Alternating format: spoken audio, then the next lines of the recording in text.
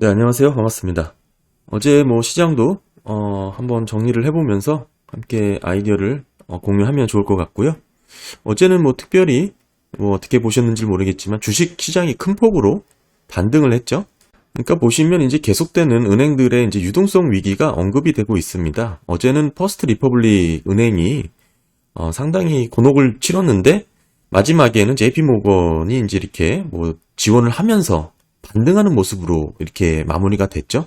물론 시간 내에서는 조금 하락하는 모습을 좀 보이긴 하면서 혼조세가 글쎄 이어질 것 같긴 한데 지금 이런 계속되는 은행들의 이런 부실, 유동성 위기가 연이어 도미노처럼 발생하고 있다는 게 지금 포인트고요.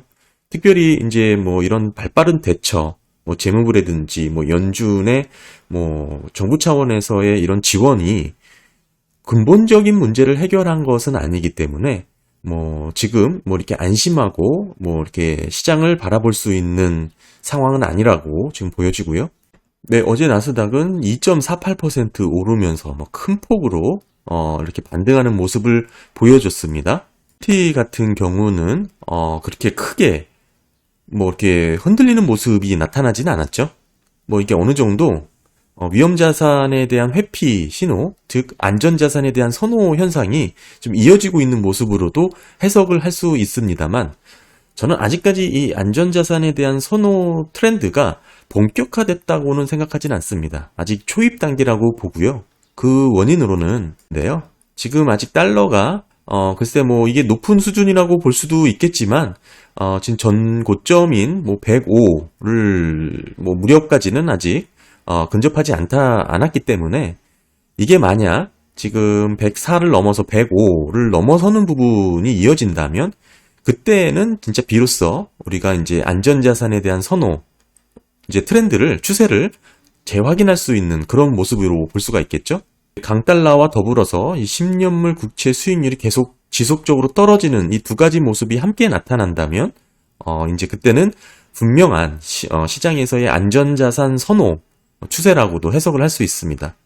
지금의 수준은 글쎄요 이렇게 뚜렷하게 시장이 안전자산을 선호한다고 보기는 어렵고 글쎄 이제 스마트머니가 이제 조금 채권식으로 이동을 하는 그런 초입 단계라고 저는 생각을 하고 아직 갈 길이 더 많다 이렇게 좀 해석을 할 수가 있겠죠. 아직 갈 길이 많이 남았다. 물론 여기 진입해서 매입인을 하실 분들은 이렇게 꽤나 괜찮은 수익률을 지금 보고 계실 수 있는데 글쎄요 아직은 제가 보기에는 이렇게 본격적인 움직임이 나타나지도 않았고 지속적인 TLT나 TMF의 흐름은 글쎄 장기적으로는 상당히 좋은 위치에 있다라고 저는 보고 있습니다. 그러니까 좀 쉽게 말씀을 드려서 어제 이렇게 나스닥이 큰 폭으로 상승을 했음에도 10년물 국채 금리의 변화가 그렇게 반대 방향으로 움직이지 않았던 것이죠. 그전에는 그러니까 위험자산에 대한 선호가 높아지면 채권에 대한 선호가 약한 모습이 나타났었는데 어제는 그렇지 않았다는 뜻이죠. 물론 어제 장중에서는 이게 지금 상승을 했지만 그 상승폭이 그렇게 크진 않았다라는 뜻이죠. 네, 그런 의미에서 본다면 지금 하이힐드 채권 스프레드를 좀 보시더라도 지금 최근에는 좀 많이 상승을 하고 있죠. 지금 5.2입니다. 5.2%를 보이고 있고요. 보통 하이힐드 스프레드 같은 경우에는 이제 6.0%에 근접을 하게 되면 위험 신호로 좀 인식을 하죠. 그래서 조금 더 시장에서의 참여자들이 긴장을 하게 되는 구간이고 아직 이 구간까지는 충분히 기간이 좀 남아있죠. 물론 빠르게 반등할 수는 있습니다. 예의주시를 해야 되긴 하지만 어찌됐든 아직은 6.0을 넘어서지는 않았고 본격적으로 위험이라고 볼 수 있는 단계까지는 진입을 하지 않았습니다. 따라서 사실상 지금 현재 채권으로 몰린 자금은 위험자산 회피, 그러니까 안전자산 선호, 그게 전혀 없는 건 아니죠. 그렇긴 한데 안전자산 선호 현상이 뚜렷하게 본격화돼서 지금 채권 가격에 반영된 것은 아니다라는 게 제 생각입니다. 만약에 여기서 더 스프레드가 올라가거나 아까 말씀드린 달러가 좀 더 강세를 이어가는 모습이 나타난다면 그때는 더 채권 가격이 상승을 하겠죠. 그때는 본격적인 위험자산 회피, 안전자산 선호 트렌드가 확실해지는 타이밍이고요. 지금 채권 가격 상승은 다시 한번 말씀을 드리지만 위험자산 회피에 대한 안전자산 선호에 대한 초입 단계라고 저는 그렇게 보고 있고요. 스마트머니가 무빙을 하는 아주 지금 초창기다 이렇게 좀 설명을 드릴 수 있을 것 같아요. 최근에 연준의 대체 대표 좀 한번 살펴보겠습니다. 제가 저번에도 언급을 했지만 역시 이 RP 잔고가 늘어났죠.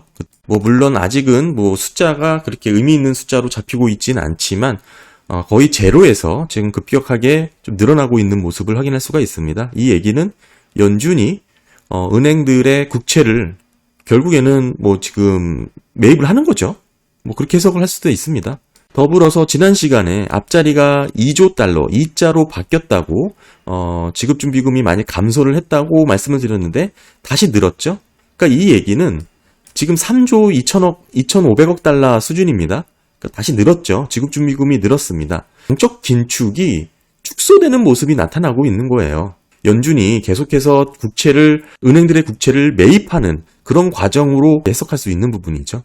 지금 연준의 통화정책에 지금 상반되는 모습이 잡히고 있는 거기 때문에 이런 식의 지급준비금이 늘어나게 되는 경우는 은행의 이제 자기 자본의 이제 변화가 생길 수밖에 없죠.